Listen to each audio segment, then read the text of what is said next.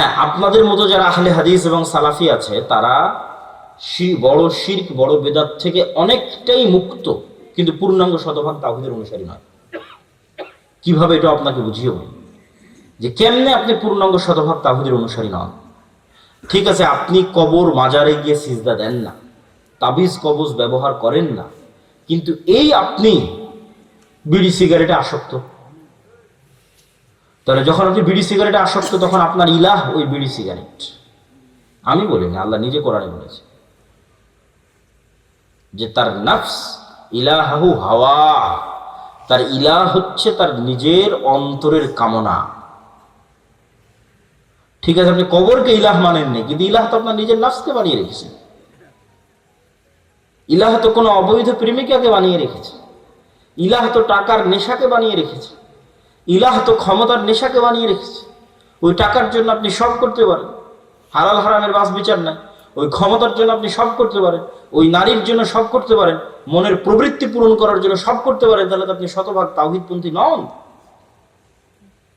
তাহলে তো আপনি ইব্রাহিম আলাইহিস সালাতু ওয়াস সালামের মতো হতে পারলেন না, যে ইব্রাহিম আলাইহিস সালাম ইসমাঈল আলাইহিস সালাম আসলামা ওয়া তাল্লাহু লিল জাবিন, নিজের ইচ্ছার বিরুদ্ধে গিয়ে সন্তানকে জবাই করতেছে, আর সন্তান নিজের ইচ্ছার বিরুদ্ধে গিয়ে জবাই হওয়ার জন্য রাজি হয়ে যাচ্ছে। কেন? সিদ্ধান্তটা আল্লাহর। এটা হলো শতভাগ তাওহীদ, যে আল্লাহর সিদ্ধান্তের সামনে পরিপূর্ণ আত্মসমর্পণ। তাহলে শতভাগ তাওহীদপন্থী 20% থেকে 30% মানুষ, আর ঈমান বিল গায়বের সর্বোচ্চ স্তরের 20 থেকে 30% মানুষ হওয়া ছাড়া পূর্ণাঙ্গ ইসলামী বিপ্লব সম্ভব নয়। এই দাওয়াত আজকে আমি দিচ্ছি না, এই দাওয়াত শাহ ইসমাইল শহীদ দিয়ে গেছে আজ থেকে 100-150 বছর আগে। ওনার একটাই দাওয়াত ছিল যে আমাদের পূর্ণাঙ্গ ইসলামী বিপ্লবের আগে মানুষকে শতভাগ পূর্ণাঙ্গ তাওহীদে বিশ্বাসী হতে হবে, নাহলে পূর্ণাঙ্গ ইসলামী বিপ্লব সম্ভব নয়। শতভাগ তাওহীদে বিশ্বাসী এবং ঈমান বিল গায়বে ইয়াকিন আছে এরকম 20 থেকে 30% মানুষ লাগবে পুরো বাংলাদেশের। তাহলে এর উপর ভিত্তি করে পূর্ণাঙ্গ ইসলামী বিপ্লব কায়েম হবে। পূর্ণাঙ্গ ইসলামী বিপ্লবের সকল ক্রাইটেরিয়া রেডি আছে, শুধু ওই রকমের যোগ্য মানুষ নাই। তারপরে কি লাগবে? তারপরে আরো দুটো জিনিস লাগবে। এক, আমি পূর্ণাঙ্গ তাওহীদপন্থী মানুষ, ঠিক আছে, আমি পূর্ণাঙ্গ ঈমান বিল গায়ব অর্জন করলাম, ঠিক আছে, কিন্তু নেতা হওয়ার জন্য আরো দুটো জিনিস লাগে। ওই দুটো জিনিস পূরণ না করতে পারলে নেতা হতে পারবেন না। একটা হচ্ছে আল্লাহ সুবহানাহু ওয়া তাআলা এই পৃথিবী যে ফাংশনের উপর ডেভেলপ করেছে ওই ফাংশন আপনাকে ইউজ করতেই হবে। তো এই পৃথিবীতে নেতা হওয়ার ফাংশন হচ্ছে জ্ঞান এবং শিক্ষা, এটা আল্লাহই দিয়ে রেখেছে। এখন এই জ্ঞান এবং শিক্ষার বাটন যদি ইহুদি খ্রিস্টান চাপে তাও ওরা নেতা হয়ে যাবে। এই জ্ঞান শিক্ষার বাটন যদি হিন্দু ডোম চামার মেথর মুচির চাপে ওরা নেতা হয়ে যাবে।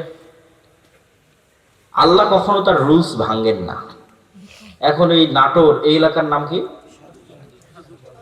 নাটোর সাধুপাড়া, এই অঞ্চলের যুবকেরা যদি মদ বিড়ি cigarette TikTok video YouTube BPL IPL জুয়া online betting Free Fire PUBG এগুলো নিয়ে ব্যস্ত থাকে, আর ওইদিকে ইসরায়েলের ইহুদি আর ইউরোপ আর আমেরিকার খ্রিস্টানরা যদি জ্ঞান অর্জনে ব্যস্ত থাকে ওদের সন্তানেরা, আল্লাহ বলবেন না, আল্লাহ তার রুলস ব্রেক করে বলবেন না যে ইহুদি খ্রিস্টান তোরা থাম, তোদের নেতা বানাবো না।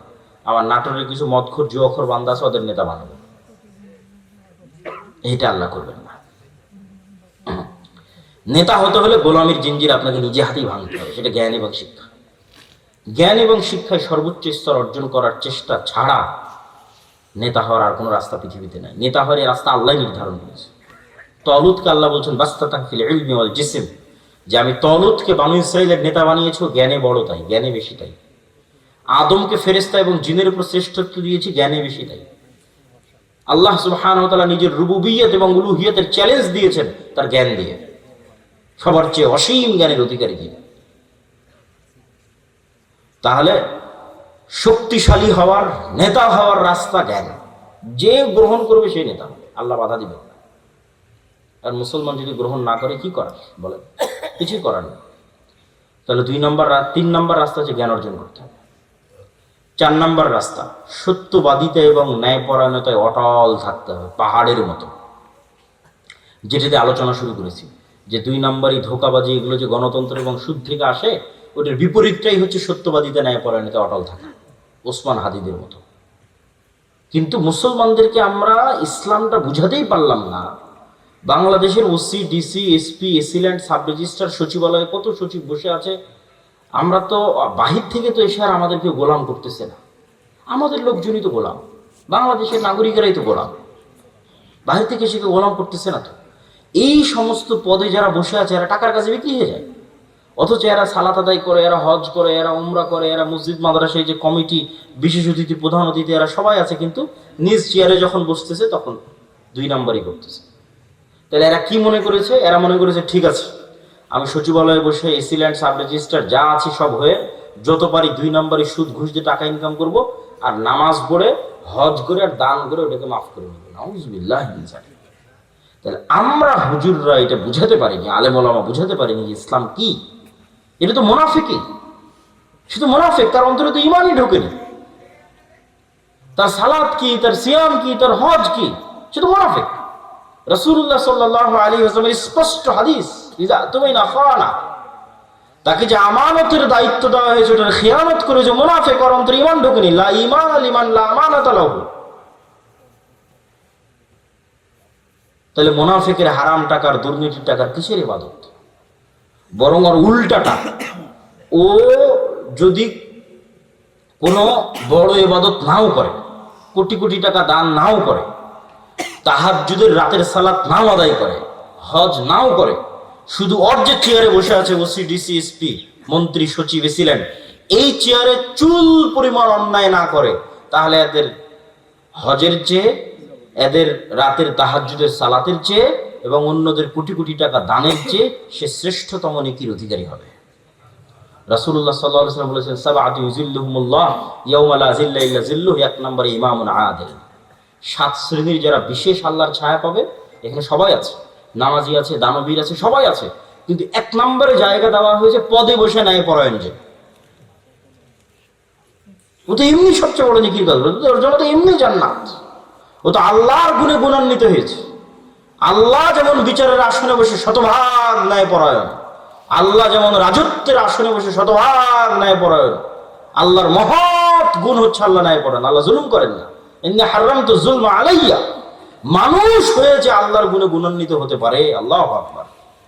এটা কত বড় ইবাদত যে মানুষ হয়ে ওসি, তারপরে ডিসি, এসিল্যান্ড, সাব রেজিস্ট্রার, সচিব, এই চেয়ারে বসে সে দুর্নীতি করবে না ন্যায় করবে, এটা অনেক বড় ইবাদত। আর এই চেয়ারে বসে দুর্নীতি করে সেই টাকা দিয়ে হজ করবে, সেই টাকা দিয়ে মসজিদ মাদ্রাসায় দান করবে, এটা মুনাফিক। আমরা মানুষকে দিন বুঝাতে পারি। রাজনীতিবিদদের হাতে ক্ষমতা নেই, ক্ষমতা এদের হাতে। রাজনীতিবিদরা তো 5 বছরের জন্য আসে যায়, ভোট করে, কিন্তু এদের চাকরিতে রিটায়ার্ড না হওয়া পর্যন্ত থাকে। এরা যদি বলে যে আজ থেকে আমরা বিক্রি হব না কোনো দলের কাছে, দেশ একদিনে ঠিক হয়ে যাবে, একদিনে। তো এরা কাদের ঘরের সন্তান? আমাদের ঘরের সন্তান, আমাদের ছেলে মেয়ে। পুলিশে কারা, আর্মিতে কারা, সচিবালয়ে কারা, বিসিএস পরীক্ষা কারা দেয়? আমার আপনার ছেলে মেয়ে। এদের আমাদের ঠিক করতে হবে দাওয়াত দিয়ে। নতুন প্রজন্মকে সত্যবাদিতা এবং ন্যায়পরায়ণতা অটল হতে হবে। এটাই তো গোলামি থেকে মুক্তির রাস্তা। ওই দিন থেকেই তো দেশ স্বাধীন। সম্মানিত উপস্থিতি, তাহলে 2টো পয়েন্ট বললাম নেতা হওয়ার, এক শিক্ষা এবং জ্ঞান, আর এক সত্যবাদিতা এবং ন্যায়পরায়ণতা। থাকলেই মানুষ নেতা হয়ে যাবে, অটোমেটিক নেতা হয়ে যাবে, কিচ্ছু করা লাগবে না, আল্লাহ নেতা বানিয়ে দিবে তাকে। আর এবার 4 নাম্বার পয়েন্ট, যেটাতে বক্তব্যের শেষের দিকে যাব, সেটা হচ্ছে এই গুণে গুণান্বিত মানুষেরা যখন আসবে, যারা তাওহীদে বিশ্বাসী, ঈমান বিল গায়বে ইয়াকিন রাখে, সর্বোচ্চ, আবার তাকে কেনা যায় না, এই মানুষগুলো পৃথিবীর জন্য হুমকি। এদের উপর জুলুম নেমে আসবে, এদের উপর বাধা নেমে আসবে, এদের উপর অত্যাচার নেমে আসবে। এই জন্য এদের বাঁচার রাস্তা হচ্ছে আল্লাহর সাহায্য। এদের বাঁচার রাস্তা কি? দুনিয়ার শক্তি দিয়ে বাঁচার কোন রাস্তা নেই। মুসলমানদের অতীতে, আজ, ভবিষ্যতে দুনিয়ার শক্তি দিয়ে বাঁচার কোনো রাস্তা নাই। মুসলমানদের বাঁচার রাস্তা আল্লাহর সাহায্য। আল্লাহর সাহায্য পাওয়ার 2টা বড় রাস্তা, 2টা বড় সিক্রেট রেসিপি আজকে দিয়ে বক্তব্য শেষ করব। যে মুসলমানদের জন্য আল্লাহর সাহায্য নিশ্চিত করার 2টা বড় রাস্তা, এক সালাত আর এক জিকির। সালাতের মধ্যে সবচেয়ে বড় পাওয়ারফুল হচ্ছে রাতের সালাত। সালাত হচ্ছে এমন এক টেকনোলজি, আমি উদাহরণ দিই ইবনুল কাইয়িম রাহিমাহুল্লাহকে সামনে রেখে, নাহলে দিতাম না। আমরা যেমন এখানে বসে থেকে হাজার হাজার কিলোমিটার দূরে থাকা আমেরিকার কোনো টিচারের কাছে অনলাইনে ক্লাস করতেছি, অথবা এখান থেকে 100 কিলোমিটার দূরে থাকা ঢাকার কোনো টিচারের কাছে অনলাইনে ক্লাস করতেছি, তো পাসওয়ার্ড লগ ইন দিয়ে যখন ক্লাসে জয়েন করি তখন দুইজনে লাইভ সেশন, টিচারও যুক্ত হয়েছে, স্টুডেন্টও যুক্ত হয়েছে লাইভ সেশনে, কানেক্টেড। তো আজকের ইন্টারনেট, আজকের মোবাইল দিয়ে মানুষ হাজার কিলোমিটার দূরে থাকা টিচারের সাথে, মানুষের সাথে লাইভ কানেক্টেড হচ্ছে, লাইভ কথোপকথন করতেছে। তো সালাত এটার চেয়ে তো হাজারো লক্ষ কোটি গুণ উন্নত লেভেলের প্রযুক্তি, যা দুনিয়াতে থাকা মানুষকে 7 আসমানের উপরে থাকা রব্বুল আলামিনের সাথে লাইভ কানেক্টেড করে দেয় সরাসরি। মানুষ যখন সালাতে দাঁড়ায় এবং চোখ যখন সিজদার দিকে, অন্তর যখন আল্লাহর দিকে নিবদ্ধ, তখন রব্বুল আলামিনও তার মুখোমুখি হয়ে যান। দুনিয়াতে থেকে 7 আসমানের সাথে সরাসরি লাইভ কথোপকথনের প্রযুক্তি হচ্ছে সালাত। এই জন্য নবীরা সবসময় সালাতের আশ্রয় নিয়েছে। সূর্য গ্রহণে সালাত, চন্দ্র গ্রহণে সালাত, বৃষ্টি প্রার্থনায় সালাত, জানাজায় সালাত, বিপদ আপদে সালাত, রাতে সালাত। রাসূলুল্লাহ সাল্লাল্লাহু আলাইহি ওয়াসাল্লাম বদরের যুদ্ধের আগের দিন লম্বা রাতের সালাত আদায় করেছেন। আবু বকর রাদিয়াল্লাহু তাআলা আনহু বলছেন, কাফাকা মুনাশাদাতাকা রাব্বাক, হে রাসূলুল্লাহ, হে আল্লাহর নবী, আপনি নবী হয়ে আল্লাহর কাছে এত মোনাজাত করা লাগে, এত দোয়া করা লাগে, যথেষ্ট হয়েছে, বাস, আর করার দরকার নাই, আল্লাহ তো আপনাকে এমনি সহযোগিতা করবে। তাহলে কি পরিমাণ লম্বা রাতের সালাত মুহাম্মদ সাল্লাল্লাহু আলাইহি ওয়াসাল্লাম আদায় করেছেন, আর কি পরিমাণ দোয়া আল্লাহ সুবহানাহু ওয়া তাআলার কাছে করেছেন, যে আবু বকর রাদিয়াল্লাহু তাআলার মতো সাহাবী এই দোয়ায় ক্লান্ত হয়ে গেছে, এই রাতের সালাতে ক্লান্ত হয়ে গেছে। তাহলে এখন বুঝেন, মুহাম্মদ সাল্লাল্লাহু আলাইহি ওয়াসাল্লাম আমার, আপনার এবং আবু বকর রাদিয়াল্লাহু তাআলার চেয়ে বেশি জানতেন যে কাল বদরের যুদ্ধে দুনিয়ার শক্তি দিয়ে আমার বিজয় সম্ভব নয়। কাল বদরের যুদ্ধে আমাকে জিততে হলে কার সাহায্য লাগবে? আল্লাহ। আর আল্লাহর সাহায্য পেতে হলে আমাকে রাতের সালাতে দাঁড়াতে হবে। তাহলে পৃথিবীর সর্বশ্রেষ্ঠ রাসূল, সর্বশ্রেষ্ঠ মানুষ আল্লাহর সাহায্য নেবেন, এই জন্য রাতে ঘন্টার পর ঘন্টা রব্বুল আলামিনের সামনে দাঁড়িয়ে আছেন। আর আমি এবং আপনি রাতের সালাত তো বহু দূরের কথা, 5 ওয়াক্ত সালাত আদায় না করেই শুধু ভোট দিয়ে ইসলাম বিজয় হয়ে যাবে, আর মিছিল করে আর তাকবীর দিয়ে ইসলাম বিজয় হয়ে যাবে, এটা সম্ভব নয়। ওই যেমন বলেছে 20-30% মানুষ শতভাগ তাওহীদপন্থী লাগবে, 20-30% ঈমান বিল গায়ব লাগবে, ঠিক তেমন তার পাশাপাশি 5 ওয়াক্ত সালাত আদায়কারী এবং রাতের সালাতে অভ্যস্ত মানুষ লাগবে। যে সালাতে নাই ও আল্লাহর গন্তির মধ্যে নেই, ওর আবার ইসলাম কি, ওর আবার বিপ্লব কি, ওর আবার বিজয় কি, ওর আবার খেলাফত কি, ওর আবার শাসন কি, কিচ্ছু নেই। যে সালাতে নাই সে আল্লাহ সুবহানাহু ওয়া তাআলার গণনার মধ্যেই না, ওর জন্য আল্লাহ সাহায্য নাই। ও ভাগাড়ে পড়ে মারা গেল কি, ওকে উঠিয়ে নিল কি, গোলাম হয়ে গেল, সেটা আল্লাহর দেখার নেই। আল্লাহ সুবহানাহু ওয়া তাআলার সাথে কানেক্টেড থাকা ছাড়া, আল্লাহর সাহায্য নেওয়া ছাড়া মুসলমানদের বিজয়ের কোনো রাস্তা নাই। আর আল্লাহর সাহায্য নেওয়ার জন্য সালাত আদায় করতেই হবে, আল্লাহর খাতায় নাম থাকতেই হবে। আল্লাহ আপনাকে চিনেই না, কিসের সাহায্য করবে আপনাকে? তো যে সালাতে না, আল্লাহ সুবহানাহু ওয়া তাআলা চিনবেই না। সম্মানিত উপস্থিতি, এই জন্য সালাত মোস্ট পাওয়ারফুল, আর সালাতের মধ্যে সবচেয়ে পাওয়ারফুল হচ্ছে রাতের সালাত। আমরা যেমন আমাদের ফোন, এই যে হাতে ফিঙ্গারপ্রিন্ট দিয়ে ফোন ওপেন হয়ে যাচ্ছে, পাসওয়ার্ড দিয়ে ফোন ওপেন হয়ে যাচ্ছে, ফেস ভেরিফিকেশন দিয়ে ফোন ওপেন হয়ে যাচ্ছে, 5 স্টার হোটেলে গেলে কার্ড পাঞ্চ করলে ওপেন হয়ে যাচ্ছে। এগুলো সব লক ওপেন হওয়ার সিস্টেম পৃথিবীতে। তো কল্পনা করেন যে আমরা পৃথিবীর অত্যাধুনিক প্রযুক্তির একটা দরজার সামনে দাঁড়িয়ে আছি, এর চেয়ে অত্যাধুনিক প্রযুক্তির দরজা পৃথিবীতে নাই।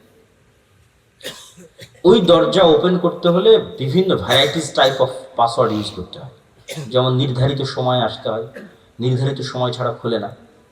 আবার নির্ধারিত ফরম্যাট ছবি, পিকচার ওখানে আপলোড করা আছে, ওইটার সাথে মিলতে হয়। আবার ওই প্রতিটা ফরম্যাটের সাথে নির্ধারিত সাউন্ড আছে, ওটাও মিলতে হয়। যেমন ধরেন আমি এই ফরম্যাটে দাঁড়ালাম, এটার সাথে একটা সাউন্ড আছে আলহামদুলিল্লাহ রাব্বিল আলামিন। রুকুর ফরম্যাটে দাঁড়ালাম, ওটার সাথে একটা সাউন্ড আছে সুবহানা রাব্বিল আযীম। টাইম মিলতে হবে, ফরম্যাট মিলতে হবে, আওয়াজ মিলতে হবে, তারপরে ওই দরজাটা খুলবে, তার আগে দরজা খুলবে না। তো এইরকম সালাত এর চাইতেও টপ লেভেলের উন্নত প্রযুক্তি, যা রব্বুল আলামিনের সাহায্যের দরজা, রব্বুল আলামিনের সাথে যোগাযোগের দরজা উন্মুক্ত করে দেয় হচ্ছে সালাত।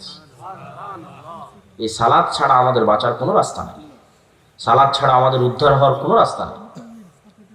2 নম্বর হচ্ছে জিকির। জিকিরের মধ্যে সবচেয়ে গুরুত্বপূর্ণ হচ্ছে সকাল সন্ধ্যার জিকির। সকাল সন্ধ্যার জিকির দিয়ে আল্লাহ কোরআন পরিপূর্ণ করে রেখেছে, যদিও আমরা এটাকে খুবই অবহেলা করি। সকাল সন্ধ্যার জিকির। জিকির কেন পাওয়ারফুল? জিকির কেন পাওয়ারফুল এটা বুঝতে হলে আপনাকে বুঝতে হবে আওয়াজ কেন পাওয়ারফুল, সাউন্ড কেন পাওয়ারফুল। সাউন্ড কি আবার পাওয়ারফুল হতে পারে? আওয়াজ কি পাওয়ারফুল হতে পারে? শব্দ এবং বাক্য কি পাওয়ারফুল, শক্তিশালী হতে পারে? এটাই আগে বুঝতে হবে। আজকের আধুনিক সভ্যতা টিকে আছে, এই যে ক্যামেরা, এই যে মোবাইল, কম্পিউটারে টিকে আছে এই আলোর তরঙ্গের মধ্যে ডাটা ট্রান্সফার করার ক্ষমতা, এটার উপর।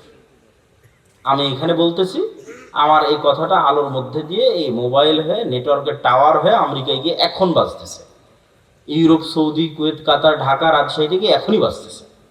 তো এই যে এই আলো যে আমার এই কথা বহন করতে পারে, ডাটা ট্রান্সফার করতে পারে, এটা আমরা জানতাম না, মানুষ জানতো না, এটা আগে থেকেই ছিল। ওটা আমরা জেনে কাজে লাগাতে পেরেছি, এটি আমাদের আধুনিক সভ্যতা, এটার উপরে টিকে আছে। আর একটা প্রযুক্তি যেগুলোর ধারে কাছে বিজ্ঞান নাই, কিন্তু এটা সবচেয়ে উন্নত প্রযুক্তি, সেটা যে শব্দ ভিত্তিক, আওয়াজ ভিত্তিক প্রযুক্তি, যেটার কিছু জ্ঞান আল্লাহ সুলাইমান আলাইহিস সালামকে দিয়েছেন। কিছু জ্ঞান, যেমন আমি এতক্ষণ যে চিল্লাচ্ছি, আমি কিন্তু শব্দ এবং আওয়াজে উচ্চারণ করতেছি। এখানে যদি একটা চাইনিজ বসে থাকতো, ওখানে আওয়াজই শুনতে পেত। আবার এখানে বসে একটা চাইনিজ বক্তব্য দিত, আপনি খেলে আওয়াজই শুনতে পেতেন, তাই নয় কি? সেটাই। তাহলে ঠিক কোন এক স্টাইলের আওয়াজ উচ্চারণ করলে ওই পিঁপড়াও বুঝবে, সেই স্টাইলের আওয়াজ আমি জানি না। কোন এক স্টাইলের আওয়াজ উচ্চারণ করলে পাখিও বুঝবে, আমি জানি না। কোন এক ফরম্যাটের আওয়াজ উচ্চারণ করলে গরু বুঝবে, আমি জানি না। আবার গরুর ওই ফরম্যাটের আওয়াজের কি অর্থ আমি জানি না। যেমন অন্য একটা ভাষা আমার কাছে গরুর আওয়াজের মতো আওয়াজ মনে হয়, সেই। কিন্তু এই জ্ঞানটা আল্লাহ কাকে দিয়েছিলেন? সুলাইমান আলাইহিস সালামকে দিয়েছিলেন। এটাই সাউন্ড টেকনোলজি। সুলাইমান আলাইহিস সালাম তার দরবারে বলতেছে, রানী বিলকিসের সিংহাসন নিয়ে আসতে হবে।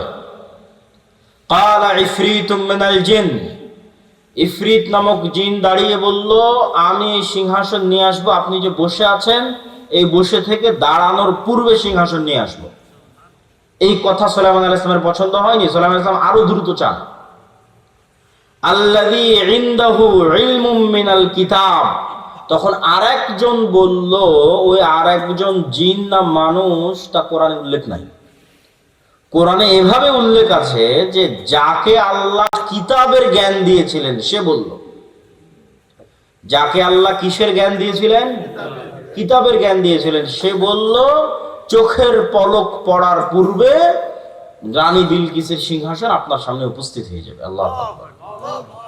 তো আয়াতের বিবরণের আন্দাজে বলতেছে যে জিন চেয়েছিল গায়ের শক্তিতে আনতে, ইফরিত চেয়েছিল গায়ের জোরে যত দ্রুত আনা যায়, উড়ে যাব, উড়ে নিয়ে আসবো। আর আল্লাহ জি ইনদাহু ইলমুম মিনাল কিতাব, যার কাছে কিতাবের জ্ঞান ছিল, গায়ের জোরে আনেনি, জ্ঞানের জোরে এনেছে।